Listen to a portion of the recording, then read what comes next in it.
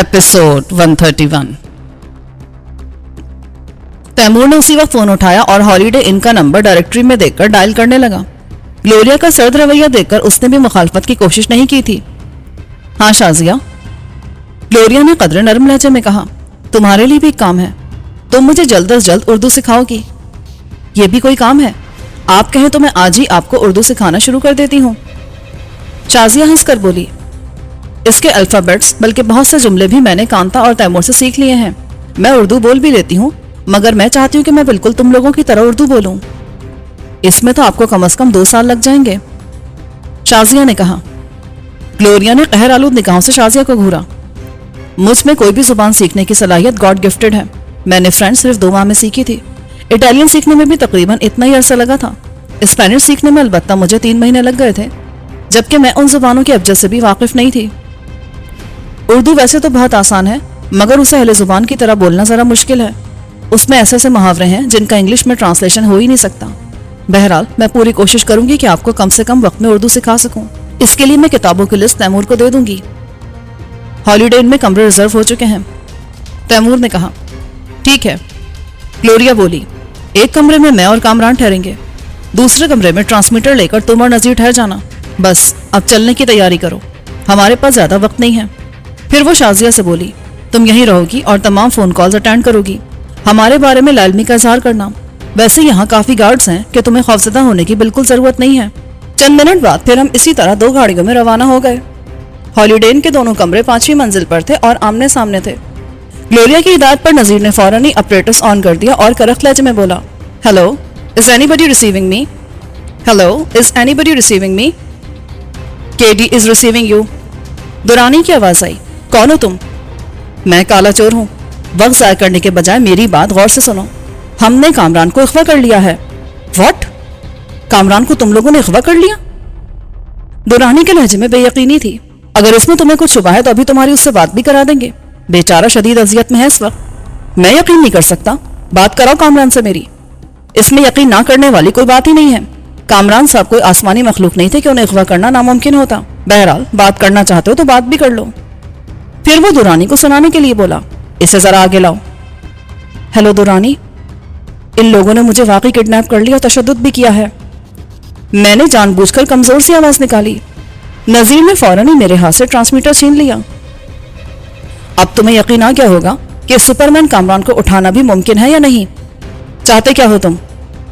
तुमने बहुत देर बाद ये सवाल किया, वरना दूसरे लोग तो पहला सवाल यही करते हैं। मैं तुमसे सौदेबाजी करना चाहता हूँ। कैसी सौदेबाजी?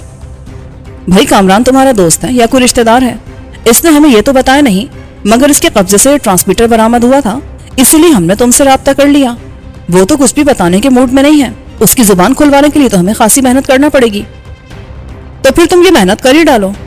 कामरान से मेरा भी कोई ऐसा ताल्लुक नहीं है कि उसके अगवा से मुझ पर कोई असर पड़े। मेरी तो खुद उससे ठनी हुई है। उसने मेरे एक आदमी को हलाक करके ट्रांसमीटर हासिल किया है। हाँ, इस ट्रांसमीटर का सौदा कर सकते हो तुम। दुरानी ने यूं कहा जैसे ट्रांसमीटर मुझसे ज्यादा अहम हो। क्या मतलब? नजीर गुर्रा कर बोला। उसे वाकई गुस्सा आ गया था।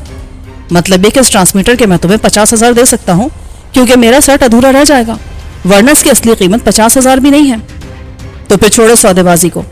कामरान में दूसरी कई पार्टीज भी इंटरेस्टेड हैं। मैं उनसे सौदा कर लूंगा। Good bye. ये कहकर नजीर ने बटन ऑफ कर दिया। वेरी गुड, ग्लोरिया बोली। तुम अपनी आवाज की घनगरज और लहजे की कड़वाहट से पेशावर इख्वा करने वाले लग रहे थे। अब तुम नीचे जाकर होटल के लॉन्च में ऐसी जगह बैठ जाओ जहां से मुश्तबा अफराद पर नजर रखी जा सके। तैमूर, तुम होटल के सामने जो पार्क है वहां ऐसी जगह मुंतखब करो कि किसी की नजरों में आए बगैर होटल के दाखिली दरवाजे की निगरानी कर सको। तैमूर और नजीर खामोशी से उठकर बाहर की तरफ चले गए। तुम खामखा अपना वक्त ज़ाया करियो ग्लोरिया। मुझे भी इतने अरसे में बेशुमार लोगों से वास्ता पड़ा है। दुरानी ऐसा आदमी नहीं जैसा तुम समझ रही हो। सिर्फ आधे या पौन घंटे की बात है, फिर सब कुछ सामने आ जाएगा। सब कुछ तभी सामने आ गया है। उसने तो ऐसा कोई इशारा नहीं दिया कि वो मुझे तलाश कर लेगा। हाँ, वो तो तुम्हारी दोस्ती से ही दस्तबरदार हो गया। उसे सिर्फ अपने ट्रांसमीटर की फिक्र थी। अचानक ट्रांसमीटर पर फिर इशारा मौसूल हुआ और दुरानी की आवाज सुनाई दी। Hello, DK calling. Hello, DK calling. इसका जवाब देने की जरूरत नहीं है, अब बस इंतजार करो, ग्लोरिया ने कहा। ट्रांसमीटर से मुसलसल दुरानी की आवाज आ रही थी। हेलो, اگر تم واقعی سنجیدہ ہو تو اپنی ڈیمانڈ بتاؤ. کامران ہمارے لیے بہت قیمتی ہے. تمہیں کتنی رقم کی ضرورت ہے؟ ہیلو، کیا تم میری آواز سن رہے ہو؟ ہم دونوں میں سے کسی نے بھی اس کی کال کا جواب نہیں دیا. 2 منٹ بعد ٹرانسمیٹر سے پھر دورانی کی آواز آئی.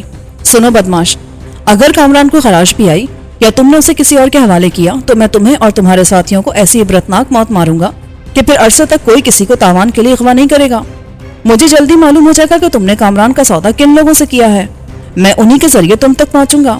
اگر کچھ دن مزید زندہ رہنا چاہتے ہو تو کامران کو ٹرانسمیٹر سمیت چھوڑ دو. اپنی ڈیمانڈ بتاؤ، تمہیں کیا چاہیے؟ ہم دونوں خاموشی سے سنتے رہے. پھر گلوریا نے ٹرانسمیٹر آف کر دیا. تقریباً 40 منٹ بعد بھی کچھ نہ ہوا. میں نے گلوریا سے کہا کہ اب تیمور اور نذیر کو بلا لو اور واپس چلو، مگر اس نے مزید کچھ دیر انتظار کرنے کو ترجیح دی. 1.25 گھنٹہ وہاں ضائع کرنے کے بعد ہم لوگ وہاں سے بخیریت واپس ہو گئے. تیمور بہت طنزی انداز میں گلوریا کو دیکھ رہا تھا، مگر وہ ہر طرف سے بے پرواہ قہقہے لگا رہی تھی. بابا سائیں کے بنگلے پر پہنچ کر میں نے گلوریا سے کہا، اب مجھے دورانی کو کوئی کہانی سنانا پڑے گی. وہ بہت زیادہ پریشان ہوگا اور اس کے آدمی سارے شہر میں مجھے تلاش کر رہے ہوں گے. نہ جانے کتنے افراد کو ان لوگوں نے محض شبے میں اٹھا لیا ہوگا. ہاں، اب اس کی کال کا جواب دے دو. میں ٹرانسمیٹر چند منٹ ہاتھ میں لیے اسے گھورتا رہا اور سوچتا رہا کہ دورانی کو کیا کہانی سناؤں جس سے وہ مطمئن ہو جائے. پھر میں نے ٹرانسمیٹر کا بٹن آن کیا اور دورانی کو کال کرنے لگا. Hello, G1 calling. G1 calling for DK. فوراً ہی دوسری طرف سے آواز آئی. DK receiving. تم کہاں ہو کامران؟ اوور. سب بتا دوں گا، میں نے تھکے تھکے انداز میں کہا. ابھی تو میں ان لوگوں کے جنگل سے نکل آیا ہوں. یہ خاصی تفصیلی بات ہے جو اس وقت نہیں ہو سکتی. ویسے میں بالکل خیریت سے ہوں. میرے ساتھیوں نے سلسلے میں بہت کام کیا ہے. اگر گلوریا نہ ہوتی تو میں کبھی ان کے جنگل سے نہیں نکل سکتا تھا. ملاقات ہونے پر میں تمہیں تفصیل بتاؤں گا. فی الحال تو میں آرام کر رہا ہوں. میں نے اسی لیے اپنے 2 آدمی تمہاری حفاظت کے لیے بھیجے تھے. دورانی نے شکوہ کیا. ان کی موجودگی سے کوئی فرق نہ پڑتا، بس غلطی میری ہی تھی. بہرحال اب میں آئندہ اس غلطی کو نہیں دہراؤں گا. تمہیں بہت زیادہ احتیاط کی ضرورت ہے کامران. برا نہ مانو تمہیں اپنے آدمی. ارے نہیں، اب ایسی بھی کوئی بات نہیں. میں تم سے بعد میں رابطہ کروں گا تو ملاقات کا وقت اور مقام طے کر لوں گا. اگر گلوریا اور تیمور میرے ساتھ ہوں تو تمہیں کوئی اعتراض تو نہیں ہوگا؟ یہ تو بہت خوشی کی بات ہوگی. مجھے گلوریا سے ملنے کا بہت اشتیاق ہے. میں نے سنا ہے کہ وہ لڑکی نہیں بجلی ہے جو بیک وقت کئی افراد سے نمٹ لیتی ہے. اوکے، پھر میں جلدی تم سے دوبارہ کانٹیکٹ کروں گا. یہ کہہ کر میں نے ٹرانسمیٹر آف کر دیا. پھر ہم لوگ فوراً ہی پولٹری فارم کی طرف روانہ ہو گئے. پولٹری فارم پر حسب معمول وہی چہل پہل تھی، گویا یہاں بڑے پیمانے پر پولٹری فارمنگ ہو رہی ہو. میں نے سب سے پہلے پیٹر کی خبر لینا مناسب سمجھا. میں اور گلوریا پیٹر کے کمرے میں داخل ہوئے تو گلوریا کو دیکھ کر اس کے چہرے پر حیرت آ گئی. تم؟ دیکھو پیٹر، میں خواہ کسی پر تشدد کرنے کا عادی نہیں ہوں. اگر تم نے میرے سوالات کے جواب درست دیے تو میں وعدہ کرتا ہوں کہ تمہارے جسم کو ہاتھ بھی نہیں لگاؤں گا. مگر اس سلسلے میں گلوریا بہت شفاق ہے. یہ جھوٹ بولنے والوں کو بالکل نہیں بخشتی. یوں بھی اس وقت تم لوگوں کی طرف سے بہت زیادہ غصے میں ہے، اسی لیے بہت محتاط ہو کر میرے سوالوں کے جواب دینا. تم کیا سمجھتے ہو کہ اب تک میری گمشدگی کی خبر میرے سفارت خانے کو نہیں ہوئی ہوگی؟ بھاڑ میں گیا تمہارا سفارت خانہ. اگر تمہارا سفارت خانہ اسی طرح جرائم پیشہ افراد کو یہاں لاتا رہا تو میں چن چن کر ان کا صفائی کرتا رہوں گا. خیر چھوڑو، یہ بتاؤ کہ تم کس مشن پر پاکستان آئے تھے؟ میں امریکہ کا باعزت شہری ہوں اور تم؟ میں نے آگے بڑھ کر اس کے منہ پر چٹاک سے زوردار تھپڑ مارا. میں صرف سچ سننا چاہتا ہوں. تم کس مشن پر پاکستان آئے تھے اور بھارتی ایجنسی راؤ سے تمہاری کیا ساز باز چل رہی ہے؟ جواب میں پیٹر نے سختی سے اپنے ہونٹ بھینچ لیے. اسے میرے حوالے کر دو کامران، ابھی یہ فر بولنے لگے گا. نہیں گلوریا، میں اسے ابھی ایک موقع اور دینا چاہتا ہوں. میں تمہیں صرف 5 منٹ دے رہا ہوں پیٹر. 5 منٹ میں اگر تم نے زبان نہ کھولی تو میں واقعی تمہیں گلوریا کے حوالے کر کے چلا جاؤں گا. یہ کہہ کر میں نے اپنی رسٹ واچ پر نظریں جما دی. 4 منٹ ہی گزرے تھے کہ پیٹر بول اٹھا. اگر میں تمہیں سب کچھ بتا دوں تو میری زندگی کی کیا ضمانت ہے؟ اگر تم نے سب کچھ سچ سچ بتا دیا تو میں تمہارے لیے اتنا کر سکتا ہوں کہ تمہیں زندہ چھوڑ دوں اور پاکستان سے ڈیپورٹ کرا دوں. تم مسلمان ہو، قسم کھا کر کہو کہ مجھے کوئی غضب نہیں پہنچاؤ گے. پیٹر نے عجیب سے لہجے میں کہا. میں قسم کھاتا ہوں کہ اگر تم نے سب کچھ سچ سچ بتا دیا اور اس کی تصدیق بھی ہو گئی تو میرے ہاتھ سے تمہیں کوئی غضب نہیں پہنچے گی. کامران، تم نے قسم کیوں کھا لی؟ میں تو اسے کتے کی موت مارنا چاہتی تھی. زیادہ غصہ اچھا نہیں ہوتا گلوریا. میں نے پیٹر سے نظریں بچا کر اسے آنکھ ماری. میرے خیال میں پیٹر کو کچھ پینے کے لیے منگوا دو تاکہ یہ کچھ بتانے کے قابل ہو سکے. پیٹر، کیا پیو گے؟ اگر اسکاچ مل جائے تو تمہاری بہت مہربانی ہوگی. تمہارے آدمیوں نے مجھے کھانے کو تو خوب دیا ہے مگر کل سے وسکی کا قطرہ بھی پینے کو نہیں ملا. اوکے ڈونٹ وری, میں تمہارے لیے وسکی بھجواتا ہوں. آؤ گلوریا, اسے وسکی پی کر پرسکون ہو جانے دو تاکہ یہ کوئی بات بھول نہ جائے. کمرے سے باہر نکل کر گلوریا بولی, آخر تمہیں قسم کھانے کی کیا ضرورت تھی؟ میں تو اسے کسی قیمت میں زندہ نہیں چھوڑنا چاہتی تھی. تم نے میری قسم پر غور نہیں کیا. میں نے صرف یہ قسم کھائی ہے کہ میں اسے گزن نہیں پہنچاؤں گا. تم جب چاہو اس کے ٹکڑے کر سکتی ہو مگر ضروری معلومات حاصل کرنے کے بعد. اس کے بعد میں نے ایک ملازم کے ذریعے پیٹر کو وسکی, سوڈا اور آئس کیوبز بھجوا دیے اور اسے ہدایت کر دی کہ پیٹر کے صرف ہاتھ کھولنا اور اس سے کم از کم 4-5 فٹ کے فاصلے پر رہنا. اپنی گن کا رخ اسی کی طرف رکھنا. پھر میں نے احتیاطاً ایک آدمی پیٹر کے کمرے کے دروازے پر بھی متعین کر دیا. وہاں سے ہم محرم خان کی طرف آئے. وہ جال میں جکڑے ہوئے شیر کی طرح غرا رہا تھا. مجھے دیکھ کر بولا, اس طرح رسیوں میں باندھ کر تو کتے بھی شیر پر بھونک لیتے ہیں. میری رسیاں کھولو پھر میں تمہاری مردانگی دیکھوں گا. تم مردانگی کی بات کر رہے ہو؟ تمہیں تو یہ لڑکی اتنی بری طرح مارے گی کہ تم اگر زندہ رہے تو باقی زندگی بستر پر گزارو گے. اور تمہیں رسیوں سے باندھنے سے پہلے 10 آدمیوں نے نہیں پکڑا تھا. میں نے تنہا تمہیں قابو کیا تھا. یہ بات تم اتنی جلدی بھول گئے. خیر, تمہاری یہ خواہش بھی پوری ہو جائے گی. پہلے تم میرے چند سوالوں کے جواب دو. یہ راز سے تمہارا کیا تعلق ہے؟ تم میری زبان کھلواؤ گے؟ تم؟ گلوریا, اس کی زبان تم کھلواؤ گی. گلوریا نے ایک ملازم کو بلا کر پانی گرم کرنے والی راڈ اور ایک استری منگوائی. تم تو خیر کیا چیز ہو, میں نے تو بڑے بڑے سورماؤں کو بولنے پر مجبور کر دیا ہے. اس کے لیے اتنی محنت کی کیا ضرورت ہے؟ محرم خان اباش لہجے میں بولا, اس لنگور کو کمرے سے باہر نکال کر میرے ہاتھ کھول دو. میں صرف آدھے گھنٹے میں تمہیں سب کچھ بتا دوں گا. ایسی خوبصورت لڑکی کے قربت سے تو پتھر بھی بولنے لگتے ہیں. میں تو پھر گوشت پوست کا انسان ہوں. گلوریا کا چہرہ غصے سے لال ہو گیا. اس نے آگے بڑھ کر محرم خان کے منہ پر زوردار لات رسید کر دی. وہ فرش پر بیٹھا تھا. لات کھاتے پیٹ کے بل زمین پر گرا. وہ تو غنیمت ہے کہ اس وقت گلوریا کے پیروں میں جوتوں کے بجائے فوم کی چپل تھی, ورنہ محرم خان کی کھوپڑی ٹوٹ جاتی. لات کھانے کے بعد وہ ٹھٹائی سے بولا, بابا تم انگریز لڑکیاں یہ موٹی کپڑے کی پینٹ کیوں پہنتی ہو؟ تمہیں تو ہلکے پھلکے اور ڈھیلے ڈھالے کپڑے پہننے چاہیے. میں نے ایک دفعہ انگریز لڑکی کو بھی اغوا کیا تھا. وہ بھی تمہاری طرح موٹے کپڑے کی پینٹ پہنے تھی مگر وہ بیچاری مجھے دیکھ کر بہت خوفزدہ ہو گئی. میں نے اسے 1 مہینہ رکھا, پھر دل بھر گیا تو اسے چھوڑ دیا. اسی وقت ایک آدمی ہیٹنگ راڈ اور استری لے آیا. گلوریا کمرے میں سوئچ بورڈ تلاش کرنے لگی. دروازے کے ساتھ دائیں جانب سوئچ بورڈ تھا. گلوریا نے ہیٹنگ راڈ کا پلگ لگا دیا. اس کی قمیض اتار دو, اس نے مجھ سے کہا. میں نے آگے بڑھ کر اس کی قمیض پھاڑ کر اس کے جسم سے علیحدہ کر دی.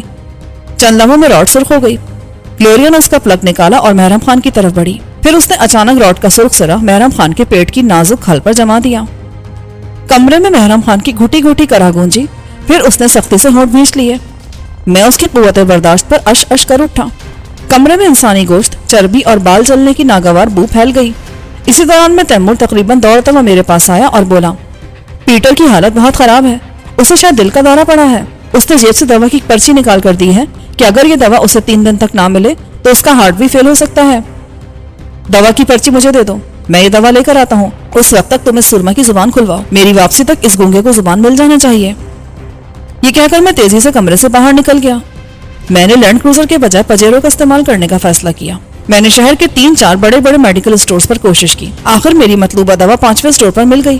میں دوا لے کر دکان سے باہر نکل رہا تھا کہ ایک فقیر نے میرا راستہ روک لیا. میرے ہاتھ میں دوا کے بچے ہوئے باقی پیسے تھے. میں نے انہی میں سے فقیر کو پیسے دینا چاہے مگر ان میں سے 100 کا ایک نوٹ نیچے گر گیا. میں جو ہی اسے اٹھانے کے لیے نیچے جھکا, ایک دھماکہ ہوا اور گولی میرے سر پر سے گزرتی ہوئی دکان کے شوکیس کا شیشہ توڑ کر دوسری طرف نکل گئی. میں نے دیکھا 12-13 سالہ ایک بچہ اندھا دھند ایک طرف بھاگا جا رہا تھا. میں نے بھی اس کے پیچھے دوڑ لگا دی اور چند ہی منٹ میں اسے جا لیا. ریوالور اس وقت بھی اس کے ہاتھ میں تھا. وہ بری طرح سہما ہوا تھا. لوگوں کا ہجوم اکٹھا ہونے لگا تو میں نے بچے سے ریوالور لے کر جیب میں رکھا. پھر میں نے پولیس والوں کی طرح کرخت لہجے میں کہا, آپ میں سے جس نے بھی واقعہ اپنی آنکھوں سے دیکھا ہے میرے ساتھ تھانے چل کر اپنا بیان لکھوائیے. یہ سنتے ہی مجمع کائی کی طرح چھٹ گیا. میں حیران تھا کہ آخر اس بچے کو مجھ سے کیا دشمنی ہو سکتی ہے. میں نے اسے پجاروں میں بٹھایا اور فوری طور پر بابا سائی کے بنگلے کا رخ کیا تاکہ اگر کوئی تعاقب بھی کرے تو ہمارے ٹھکانے پر نہ پہنچے. ہاں تو بیٹا تم بتاؤ, تم نے مجھ پر فائر کیوں کیا؟ میں نے نرمی سے کہا, کیونکہ بچہ بہت زیادہ سہما ہوا تھا. وہ اپنی وضاقت اور لباس سے کسی اچھے گھرانے کا فرد معلوم ہو رہا تھا. گلوریا, تیمور اور شازیہ بھی وہاں موجود تھے.